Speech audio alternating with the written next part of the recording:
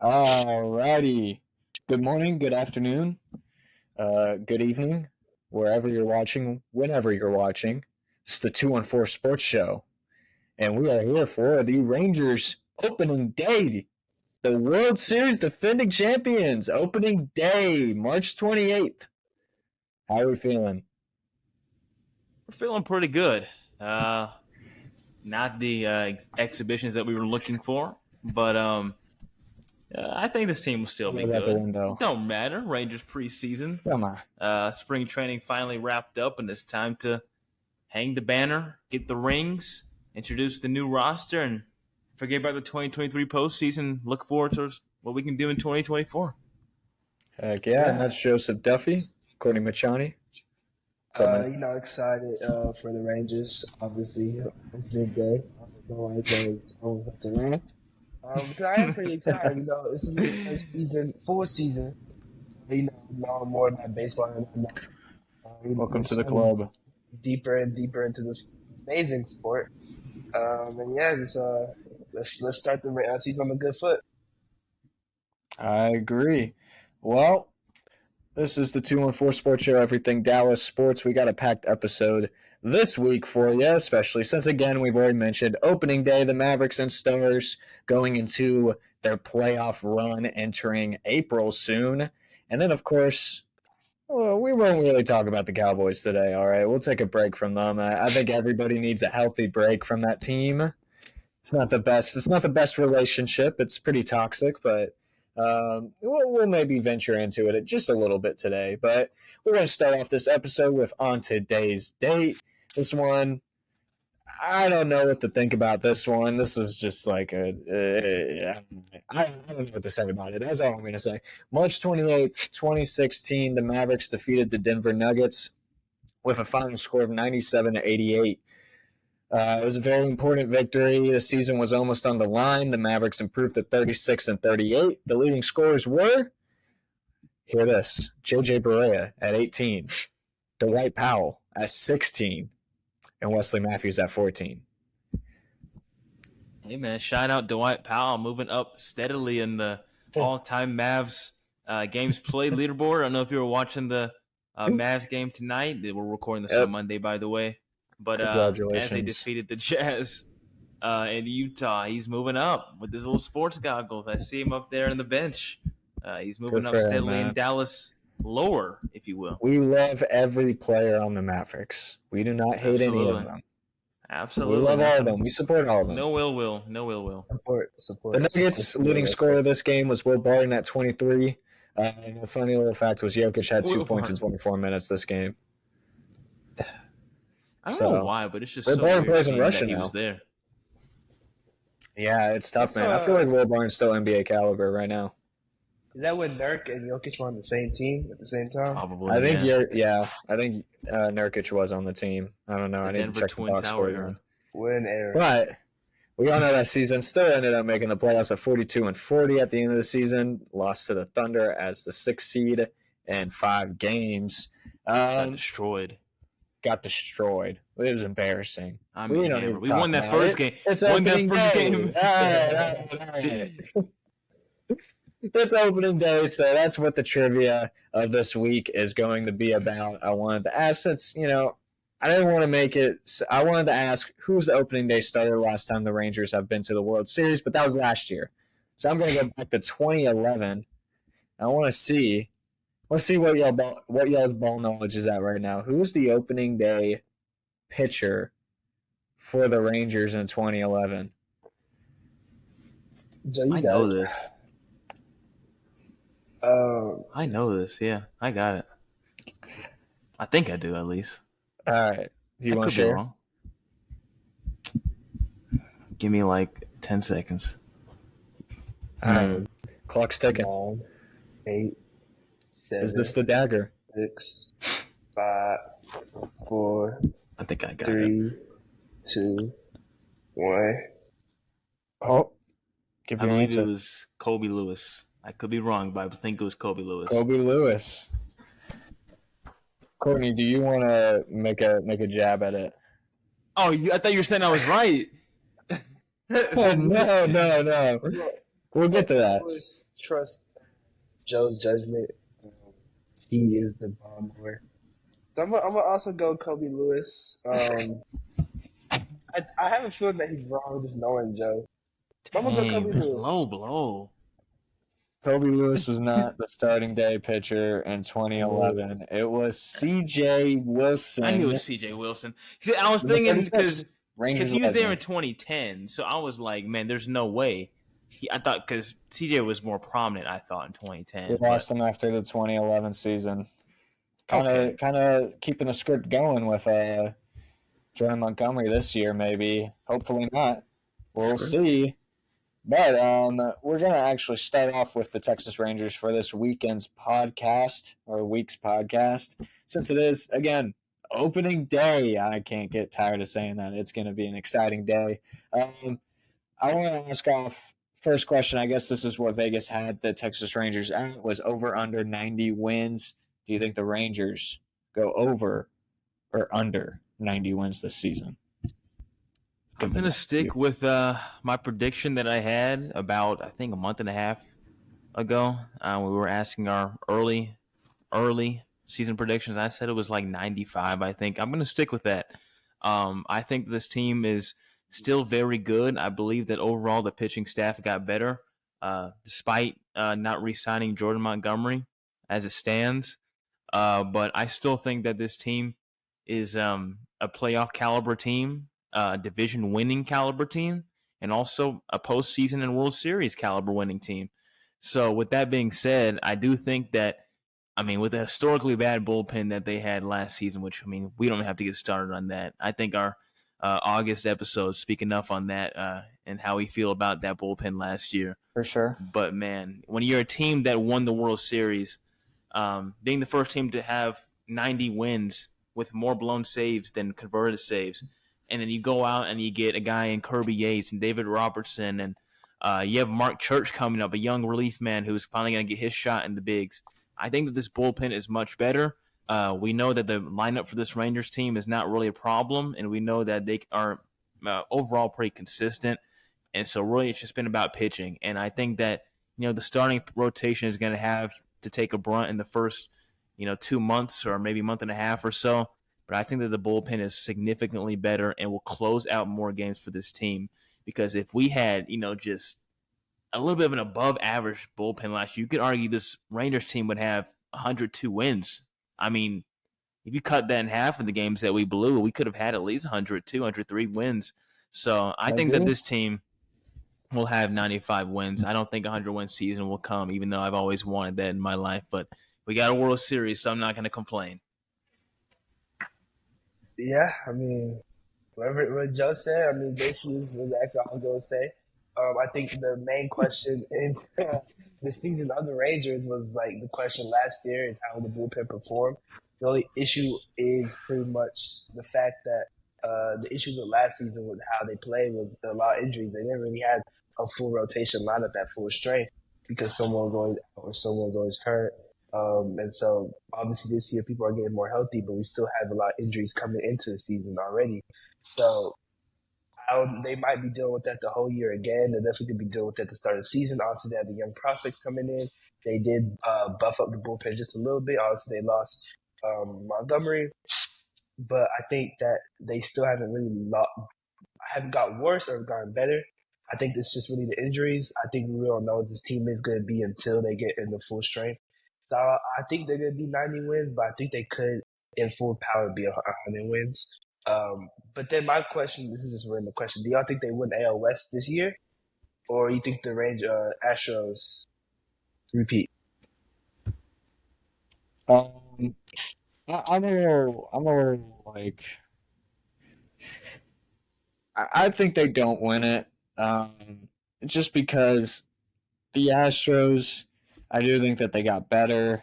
I also just think that the Rangers aren't going to – I think they are going to be right at – I agree with Joe that it's going to be at the 94, 95 kind of win mark, I believe, for this team. I think the bullpen, if it doesn't get solved, if they're still having issues, I think they'll be very aggressive over the deadline. I don't think they'll have to focus on starting pitching like they did last year. I think they'll be okay with starting pitching. That should be when they start coming back, start getting a little healthy with the rotation.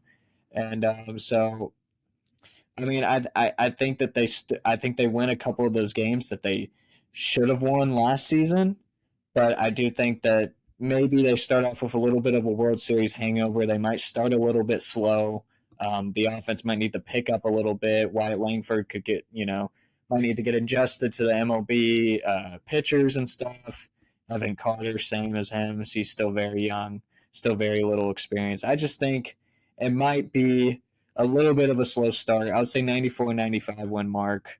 And I would say, honestly, I could see Houston going and upgrading and going up to that 95, 95 to 99 mark, really. I wouldn't be surprised. I wouldn't be surprised if Seattle's right behind us, too. So, anyways, I also want to go real quick and talk about these 2024 rule changes to the MLB. I thought these were a little bit interesting. It's kind of weird. So, first of all, they had the pitch clock, all right, adjusted, and it really it resulted in 24-minute decreases in game length for that season last season. So what they're doing now is that they're shortening it a little bit more. They have as a time limit with a runner on base will drop from 20 seconds to 18 seconds, which might not sound like a big deal, but that's going to be, I mean, pitchers, man, they're going to have a lot more pressure on the mound. I'm telling you. That's actually, I don't know. I don't recall anybody asking for this. So, I don't know how that will decrease time just by 2 seconds. I really wonder who pushed this. I'll admit that I was a pitch clock hater initially. I want traditional baseball played. I wasn't hating all these other rule changes, but the pitch clock, it really bothered me in the beginning because what made it interesting is that, for pitching in the postseason, it's that feel of not the momentum, but I guess the adrenaline or the stuff that builds up as you're about to make a big time pitch, whether it be a 3-2 count, 1-2 count against a really nice hitter to maybe close a game or either blow a game. And so seeing that, the pitcher have the ball in his hands, he's controlling the pace of the game. I like that. And seeing that, the pitch clock was going to take what I thought a lot of it out. I mean, it didn't really end up doing that much, but I think overall, 20 to 18, not a big deal. I'm not sure what they were looking for with this. I don't think it's going to be that big of a deal. I'm not sure what the point was with this, just to pat themselves on the back and say they passed something. Just, I don't understand this rule change at all, but it is what it is, I guess.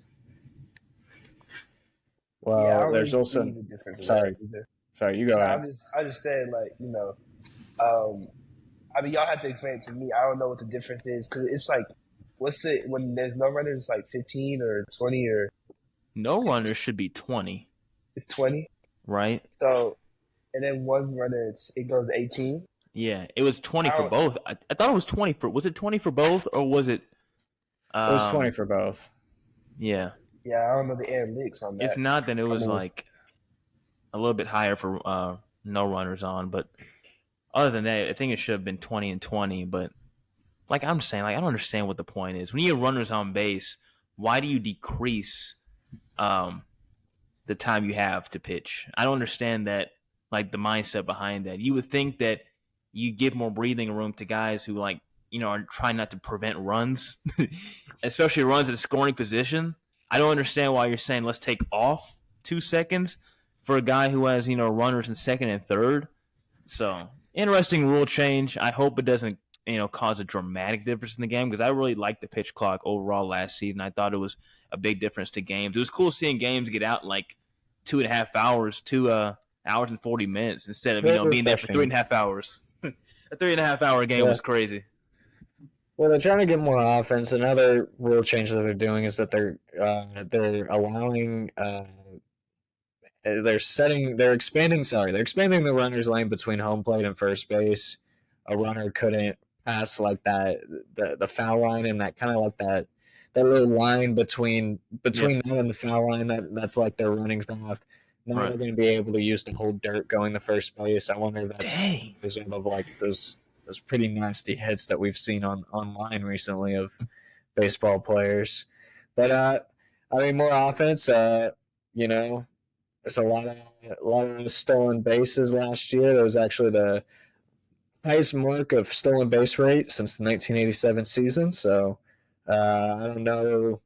I don't know how that really affects it, but a lot of rule changes, interesting rule changes. But anyways, let's get into opening day a little bit. I believe it's Justin Steele pitching for the Chicago Cubs, and we got our very own Nathan Eovaldi starting for us on the mound. I'm going to start off with this, fellas. Who is going to have the first home run for the Rangers? Ooh. I think that it's going to be the hottest man of the postseason. It's going to be Adolis Garcia. Oh, I think that he connects mid-season, not mid-season, mid-game, possibly fifth, sixth inning home run to take the lead or possibly extend the lead or get back in the game. I think that the home run ball will show once again its effectiveness for the Rangers offense, which it did the entire postseason. This offense, I'm really looking forward to seeing it. And Wyatt Langford, man, I can't even say much about this guy.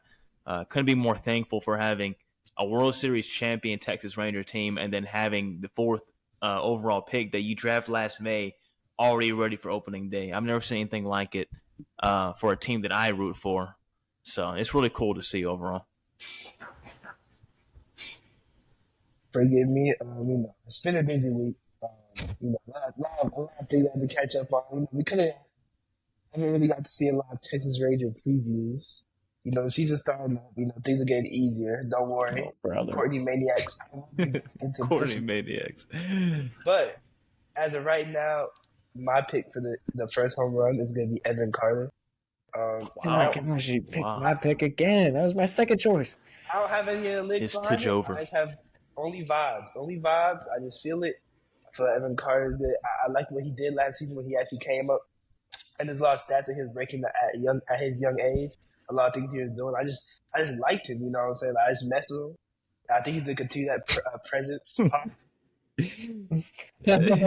I think he's gonna continue that presence on to next year in the starting lineup, and I think he has much more of a bigger role to accomplish as well. So I think I see him starting off the season hot with a home run. Interesting pick. You should go Shohei on this if you know what I mean in this. Shohei already knows. We should go Shohei on this if y'all really serious. Well, I'm gonna go. I'll go with Josh Young. I think Josh Young's gonna get that first home run. I mean, he's got good power, underrated power for sure. I think him and Adolis Garcia can probably battle for most home runs this season, as long as both of them stay healthy. Maybe, probably even Seager, honestly. I think all three of them have a good chance of being the home run king for the Rangers this year. And who knows, maybe Wyatt Langford does become Mike Trout automatically and wins AL MVP and, hits like 60 home runs. Who knows? I would not be complaining. I don't know. Of course not. I will be there. I do think this is going to be a good start to the Rangers. Hopefully they get a winning series, at least at home. We'll see how April and May go. I do think they pick it up. They should be a playoff team. And, of course, we'll never get tired of saying that they are the defending World Series champion until next November. Until defeated. And, defeated. Until, last year was an anomaly as well because the Rangers usually suck in the opening series of the year. So seeing that last year opening series against the Phillies and how we swept them at home, that was really their ass. That was really unique because we usually get destroyed on opening day, I should say, because we beat the Cubs in opening day series about 3-4 years ago in the old ballpark. But I remember that. I went to game 2 against Yu Darvish. Yu Darvish pitched. Joey Gallo cold series. Yeah. Center field. Home run, bottom of the 8th. Anyways, let's hop in the portal. First guess. Should we go Tim Hardaway Jr. for how well he played today? We will never go Tim Hardaway. If you want to, go Tim Hardaway. Ooh, wait, wait, West. wait. So that means he used to play for the Mavericks, I'm pretty sure. That's what that's Former supposed to mean? Mav. I'm pretty sure. Okay. A former Mav, Christian Wood. I'm locking in Christian Wood. Christian Wood. Taller than Christian Wood makes sense. 6'5", That's a younger good than one. 32. That's gotta be. Boom! That little fool. Little fool. We are here. We are here. If he has a Just like- jacket on his profile, his picture, Got a jacket. He looks unemployed. The face of unemployment. The face of unemployment. Doing them What wrong. What a that's one. start off That basketball. was That's less than 45 seconds. I don't know. That was great. So, real quick, we are filming this on Monday night. We did just finish the Dallas Mavericks defeating the Utah Jazz 115-105. Had a great game. Luka Doncic had a triple-double, almost a 40-point triple-double. I believe he was at 39-38. I need to check the stat sheet. But something that was really good about this game, Tim Hardaway Jr. finished 13 points, 4 assists. I think he had 4 threes. PJ Washington, who I believe, I can't remember the last time he scored over 10 points, had 16 points this game in 35 minutes and shot the three ball pretty well. He had some clutch threes in that fourth quarter. I believe he had 2 of them. So, I mean, going into Sacramento tomorrow, I don't think we should do a preview about Sacramento since we'll already know the result once this gets published, but we will play Sacramento again on Friday. So, I mean, do y'all think that this team, how confident are y'all in this team going in the 2-game road series against Sacktown, you know? I knew you were going to say it. But, hey, look, man. Huge wins that this team got in these past few games, just trying to build steadily in the Western Conference and not getting the play-in series because, man, we have gotten no help. None in the Western Conference. You would think after, how this team has been rolling that they could climb somewhat in the top 5, but no, sir. We're still behind the Sacramento Kings, and that's why I think they're above the Sacramento Kings, depending on if they hang on tonight. Game ends, but I believe the Kings are about to win. Yeah, so we're still going to be behind them. So, 7th seed, it sucks how this team, they just can't gain any ground in the Western Conference, but got a monumental series coming up against the Sacramento Kings, who have, the past 3 years, they kind of owned us. And it's been mainly because they pound the glass with the likes of Domantas Sabonis, and they just, they get all the boards. And so with De'Aaron Fox and that pair with Domantas Sabonis, I'm looking for this team to go after their pick and roll and step up more and near the perimeter. I'm looking more at PJ Washington and his defense on the perimeter and see if they can stop their wing threats. But I think this team can hang with them. And this is not the same team that we saw 2 months ago. They are much better. They're much more complete. The passing was superb tonight. Yep.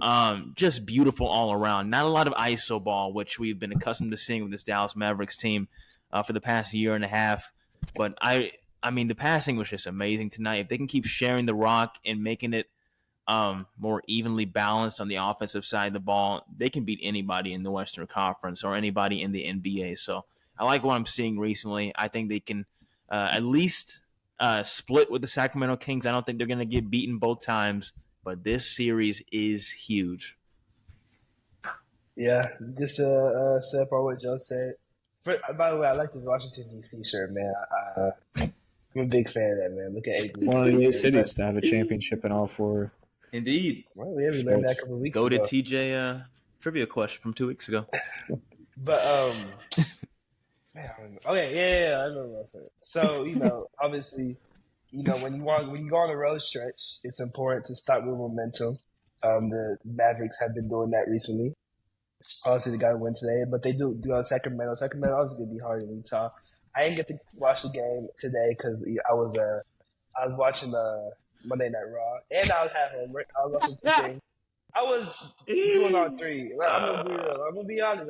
I was like I was watching the game a little bit, and I was watching that, and I was doing homework. It was like 3 things all at once. I wasn't focused on the game, but I did see the messages I saw. What Tim Hardaway did, and I was like, oh, this guy must have scored 30. He scored 13 points. So I don't really know what game you guys were watching, but I'm assuming the team did good. One thing I wish we didn't have the podcast on. Unfortunately, we record early, but that Luka game against the Spurs that kind of concerned me a little bit. And today and I don't know if it's y'all.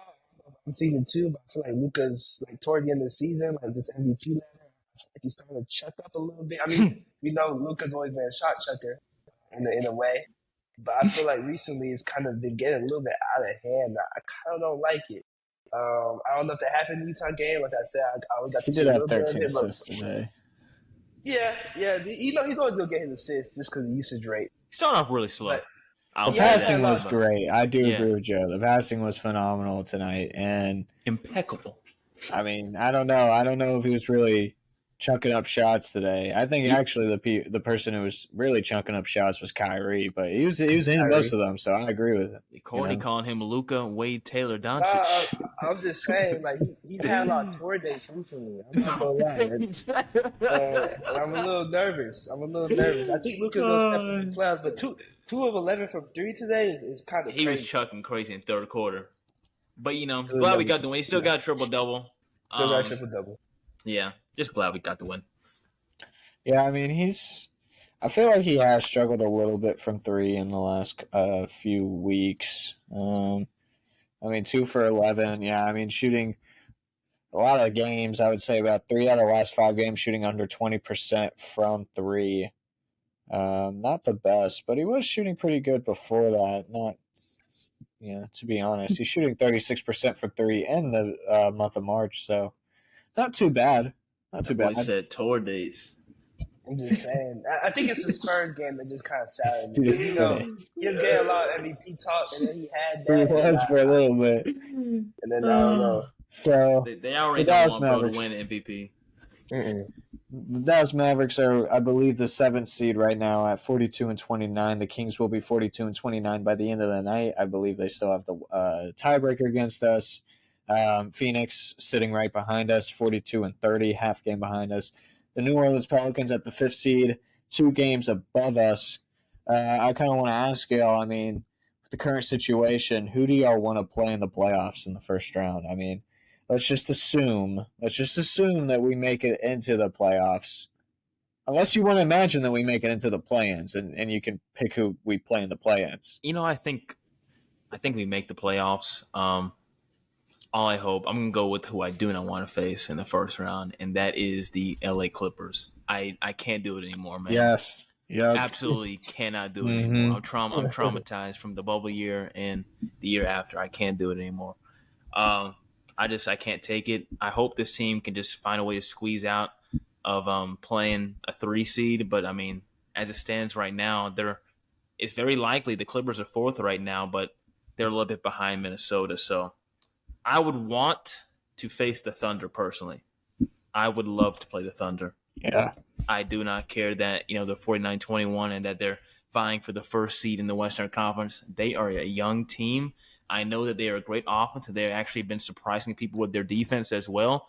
But I think that when we have the veteran advantage that we do, and we are playing against a young OKC team who actually did they make the playoffs last year? I think they did for the first time. They made the play-ins. Yeah. The play-ins, but for playing against a young team like that, you want to take advantage of guys who are just not accustomed to the big time playoff environments that the Mavs have been in the past. Luka has at least played in a Western Conference final, unlike Shai, and unlike Shea and Josh Giddey and the Jalen's. But I think that this team can handle OKC, especially on the road. I do think the OKC crowd is still nice, but it's not like that OKC crowd of the mid-2010s with, KD and Russ. That crowd was different, and it used to be a feared environment. But I don't think that old arena is the same way. And so I think that this team can play still in a nice home environment that the AAC provides and that they can play good defensive ball against a young OKC team. I'd rather have them than the Nuggets, than the Clippers, and then the T-Wolves. Yeah, I could pretty much agree with that. I think first on the list will be Thunder, then the T-Wolves. The issue is, obviously, if you face the Thunder, that means you have to most likely be in the play-in, judging by where the Thunder are right now. And I feel like they're going to stay around that area. Best they drop is 3, then you obviously don't need to be in the play-in. But I think they're going to stay 2 or 1. With that being said, it means you have to be in the play-in, and I'm a little scared. I think the Mavericks are caught in a crossfire here. no shout out to TSCV, but I think they're caught in the crossfire. With the teams that are in the play right now, obviously we know like the Suns are most likely going to be in the play, the Lakers are most likely going to be in the play. Um, Obviously, we don't know between the Mavericks. Mavericks may make it, or maybe we get saved and the Kings go in, and like the Warriors or the Rockets. Obviously, the Warriors have had this skid recently, and we don't know about that either. But I personally don't want to face any Lakers team in the play-in at all because we know how LeBron gets in playoff time, and the Suns obviously they made didn't they make conference or they made second round last year? I mean, and they just added Bradley Beal. You know when they're healthy, they can do it. They can be anyone on any day basis. So I personally, as much as I love this Mavericks team, I don't like any chances against those teams in a one game. You know, obviously, because playing, unless we are the 7th seed or 8th seed, we get 2 chances. But I'm a little scared about that just because it's only one game. It's only 1 or 2 games. In that circumstance, I don't know. Part of me feels like they might not make it. So I hope that they get 6th seed. If they do get the 6th seed, then we'll probably be facing Timberwolves or the Thunder. And I like their chances. I like their chances there. But I'm just scared about the plan. That's it. I'm just scared about the plan because you never know. I'd be excited to play the Thunder, but I do think actually that the LA Clippers could be a matchup that we look at as a good matchup kind of for the Mavericks. I know that it's Kawhi Leonard, but look, they got James Harden now, first of all. And I do think that it does speak volumes that the Clippers have not done good against teams over 500, much like the Mavericks. I believe they are 500 against teams above 500 this season. And everybody else, the Nuggets, the Timberwolves, and also the Thunder, all have pretty good records against teams over 500. Um, I think really the ideal, of course, that would probably mean that we need to get into that 5th seed or 4th seed to play the Clippers. But if it isn't, I would rather play the Thunder. I think they are a physical team that we can match up against. I think we do. We did play really well without Luka that last game. If we do make the play-ins, I don't care. I don't care, honestly. I mean, I really just hope that it doesn't happen. I think that if we do, it would be a 7th seed. I'm telling you, I think the Kings have a little bit. I don't know if it's going to be with the Mavericks, but the Kings have a pretty tough schedule going into April. I think they might lose a couple games. The Suns, they've been frauds recently. I'm not going to lie. They did just lose to the Spurs. And plus, the Mavericks still own the Suns anyway. So Yeah, I mean, I don't think we would have to play the Lakers or the Warriors because I believe we'll play the 7th or 8th seed, and and I'm confident that we can get the 7th seed. Hopefully that doesn't come back to bite me, but hopefully, I think best case scenario, obviously getting that 4th or 5th seed and playing the Clippers, actually, in my opinion. Anyways, I do want to talk a little bit about NBA news in general. The Warriors have had a great collapse, and the Rockets have decided to win a bunch of games. I think they've won like 10 games straight now. 9, yeah. Or 9, I think, actually. Mm-hmm. Absolutely insane. And so now they're only a half a game behind the Golden State Warriors. What do y'all think about this? Would y'all want to have the Rockets in or the Warriors in? Because I'm kind of swinging on the Rockets. Oh, I don't have to think twice about that. I mean, I do not want to face Stephen Curry if somehow we have to go against them. I'd rather play Jalen Green all day. Give me what Draymond said though. He said he don't care about that, right? He don't care about no Rockets. Hope he doesn't come back to bite him. I mean, this Rockets team I hope it does. It's really they're heating up. Ime Udoka has done a good job with this team thus far. Come a long way in this 2023-24 season. Derek Brooks and Jalen Green, they're out here, making some noise for this Houston team. So good to see for Houston. I usually don't like to root for them, but it's good to see them finally on the winning side again, vying for somewhat of a playoff spot since Harden has left. I guess. Jalen Green got a kid to support now, so he's been going crazy recently. It's serious for him now, man. He's got to play. He's got to lock in. I see a highlight every other day.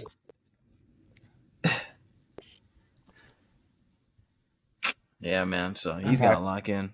Did I say Derek Brooks, by the way? I don't know, the man. linebacker? Yeah, I think he did say Derrick Brooks. You said Derrick Brooks. Linebacker. Dylan Brooks. Dylan Brooks. I was like, All that did right. not sound right when I said it, but nobody corrected me. I was like, not the Tampa Bay Hall of Famer, no. So we're gonna move to the Dallas Stars real quick. Got the Dallas Stars "We're Not Going Home" shirt back to the 2020 Stanley Cup Finals run. They played the Coyotes yesterday. Technically, they played them on Sunday. I believe they're going to play the Sharks tomorrow, and then the Canucks on today for Thursday, March 28th. Hey. The Stars beat the Coyotes 4-2. I mean, you know, I really do. This team has just played some really easy teams recently. Very, very easy teams. And I'm loving it. They're taking advantage of it. They're winning the games. They almost had a pretty big breakdown. They lost 6-2 to the Devils last week, and I thought this team was about to go in a rut. They decided to pick it up. I believe they played the Coyotes right after that. If they didn't, it was the Kings. They bounced back in both of those games, beat the Penguins as well, and now they're going on to beat Arizona as well again. So, I mean, I do like this team. They've been getting every single game in these last, I believe, 6 or 7 games. They've outshot the other team. The offense has been doing pretty well. I like, it's really well-rounded right now. You're seeing a lot of goals from not just the first line. Hence has struggled a little bit. Pavelski has gotten a couple goals. But you're also seeing players like Sagan get some goals. Ben's been having a pretty good goal streak going on right now. You're having defenders getting a couple goals every now and then, like Heiskanen and Harley. And so, I mean, it's just a really well-rounded team right now. Same Steele as another one, Stankoven, obviously, Radek Faksa.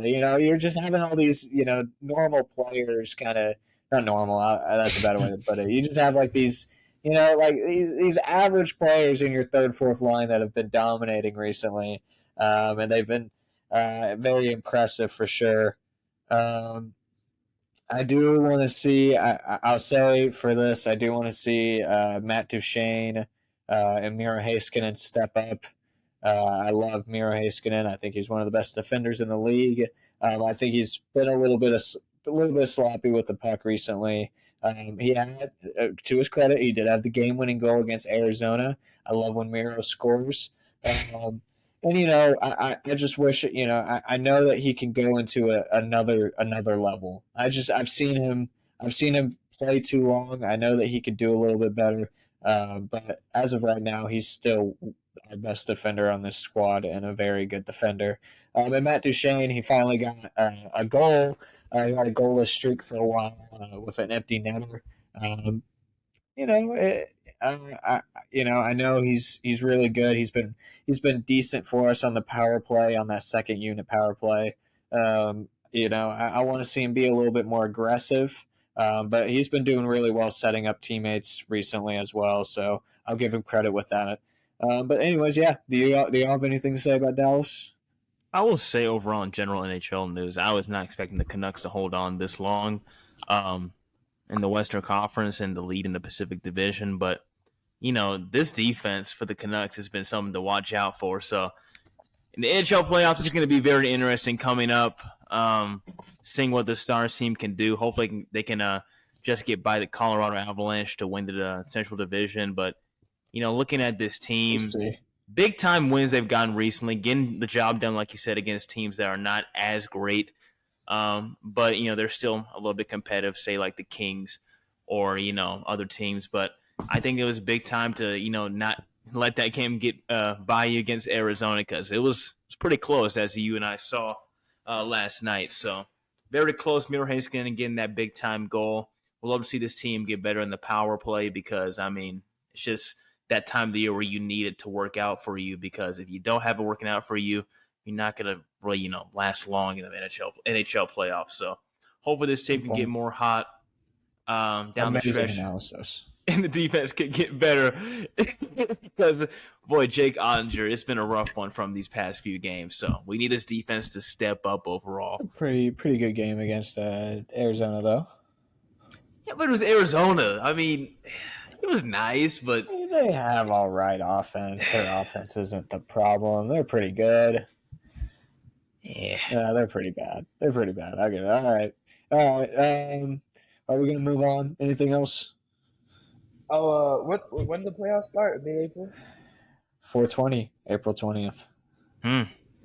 I'm a lock in. We will be there. School. We will be there. School been so busy.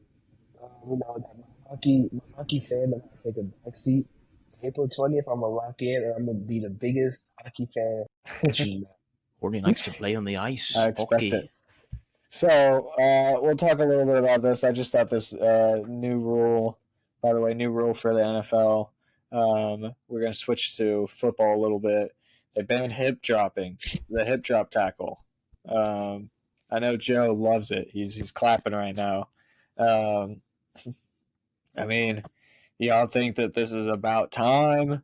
I mean, what's so bad about the hip drop tackle? Tell me.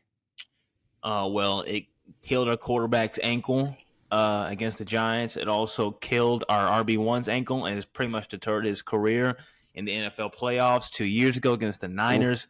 I mean, if there's anybody who should want the hip drop tackle gone, it should be Cowboys fans because we have been one of the most affected teams. I don't see why the style of tackling should be in the NFL anymore. I really don't know why. At the highest level of professional football, there's no reason that you should be using all your weight and then driving your knees into somebody else's knees instead of just using your force just to drive someone out of bounds or just going straight for the knees in general, because you can do that. Just go straight for the knees. You don't have to use all your body weight, and that's why they say 25%. There's been a 25% increase in injury because of the style of tackling that they've traced in the past few years. So I think overall, I mean, it's not going to be bad for the game. People are saying that it's going to be a big time judgment call, that refs are going to screw up. In my opinion, it's not like face mask. It's not like a call that you can miss in the blink of an eye. It's pretty obvious seeing when someone is literally using all their body weight to drag somebody down and then driving their knees into their legs. So I don't think it'll be that big of a judgment call. Do I think some refs will get in the way maybe and not get it right? They're not perfect. I understand that. But as far as people overreacting and saying that it's going to be like, this big thing that defenders can't tackle anymore and that it's even worse, I understand what they're trying to say, but I don't think we should be overreacting that much. Yeah, apparently they're not banning the hip drop, but they're banning the swivel hip drop tackle, which I'm assuming the swivel is when they like twist them when they tackle them. I honestly don't know, but that's what they said. Like that's what the spokesperson said verbatim, that they're not banning the hip drop. To me, a hip drop is a hip drop. Really? I'm glad to see it go. I try to find out why Joe was talking what the swivel is, but I'm guessing I feel like how Dak got hurt. how Dak got hurt. It's probably gonna be a high tech thing. I mean, me as a defender, I ain't gonna lie, I don't want to sound like that person, but how we tackle now? Like, first we can't the helmet. You gotta watch the helmet. You gotta watch the He's got a drop-ins. point. Listen, Like, I was a defender too, but like, bro, and I guess I was bigger than a good amount of the opponents I played, and I understand there's the argument of the corners trying to tackle the tight ends, but there's no way like these guys are angry that you have to that they're banning that this blatantly obvious tackle that's trying to hurt somebody. Well, it kind of sounds weird, professional football. They're always trying to hurt somebody. yeah. But it's blatantly obvious that, you're driving your weight into their knees. So I'm like, I don't know about that. It looks weird from it. It's causing guys to break their ankles and then hurting a lot of their lower legs. But, just seeing that and seeing Mark Andrews' injury that almost had him out the entire playoffs.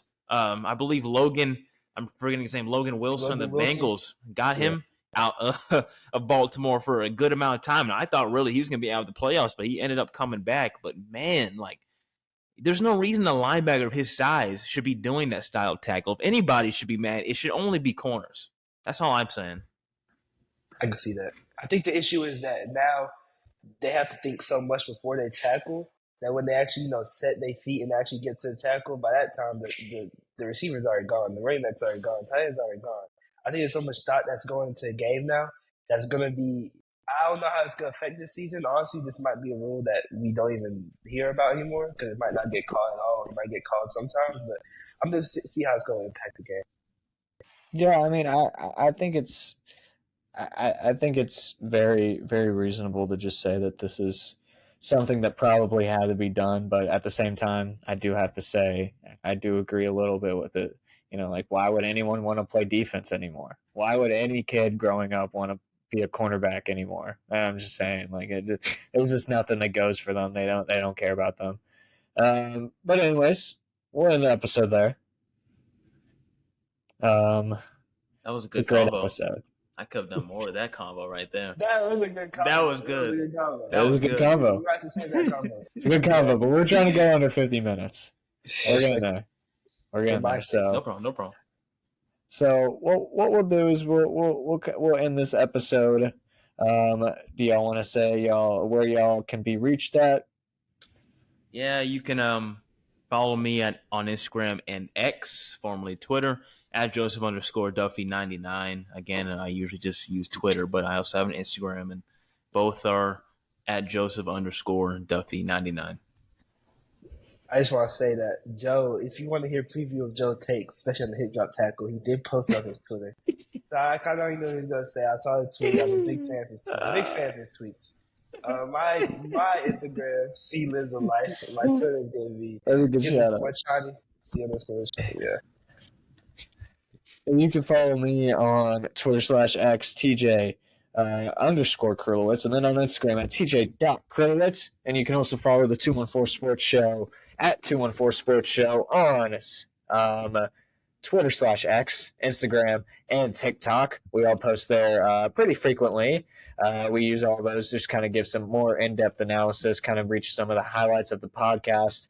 If you want to get some more extra content out from us, we post every 9 a.m. on Thursday on here, YouTube, or Spotify. And we really appreciate you guys watching this episode. If you haven't already, subscribe on YouTube or Snapchat, or sorry, not Snapchat, Spotify. I'm trying to go too fast. We again appreciate you watching. We'll see you guys next week.